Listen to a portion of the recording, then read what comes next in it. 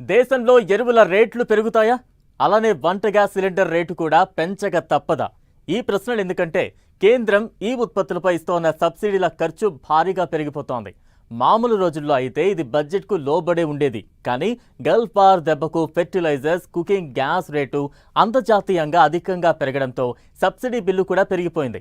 అందుకే రాబోయే రోజుల్లో ఈ ధరల షాక్ ఫెర్టిలైజర్స్, గ్యాస్ పై కూడా ఉంటుందేమో అనే భయాలు కలుగుతున్నాయి.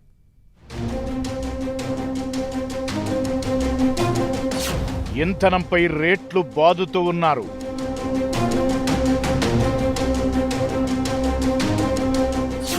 ఇక ఎరువులు, వంట గ్యాస్ పై పడతారా?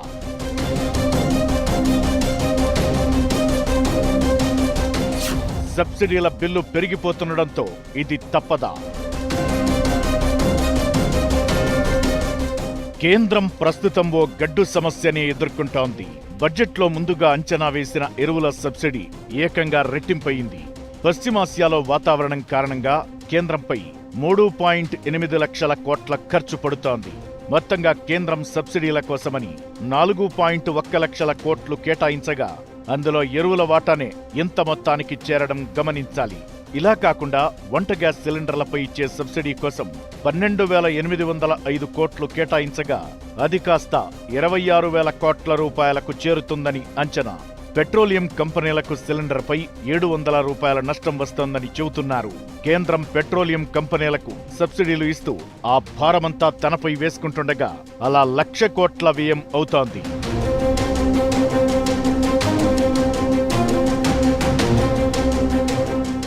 యుద్ధ ప్రభావంతో యూరియా రేటు 120% పెరగ్గా డిఏపి 38%, సల్ఫర్ 87%, అమ్మోనియా 84% రేటు పెరిగాయి.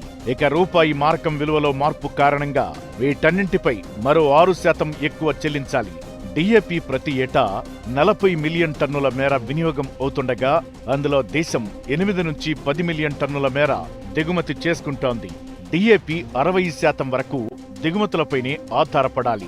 పోయిన ఏడాదిలోనూ కేంద్రం ఎరువుల సబ్సిడీ కోసం 2.2 లక్షల కోట్లు ఖర్చు పెట్టింది.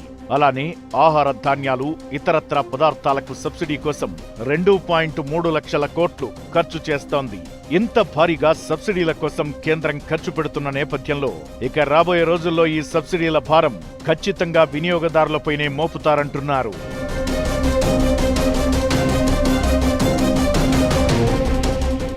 ఇప్పటికే ఇంధన ధరలను 4 సార్లు పెంచిన కేంద్రం ఇక ఎరువులు, వంట గ్యాస్ రేట్లపైన ఫోకస్ పెట్టే అవకాశాలే ఎక్కువ. ఎందుకంటే కేంద్రం బడ్జెట్లో ఫిస్కల్ డెఫిసిట్ 4.3%గా అంచనా వేసింది. కానీ ఈ సబ్సిడీల భారం ఏకంగా రెట్టింపు కావడంతో అది ఇంకా పెరిగే ప్రమాదముంది. అందుకే మొత్తంగా భారం మోపకపోయినా ఫెర్టిలైజర్స్, కుకింగ్ గ్యాస్ రేట్లను పెంచుతారని అంచనా.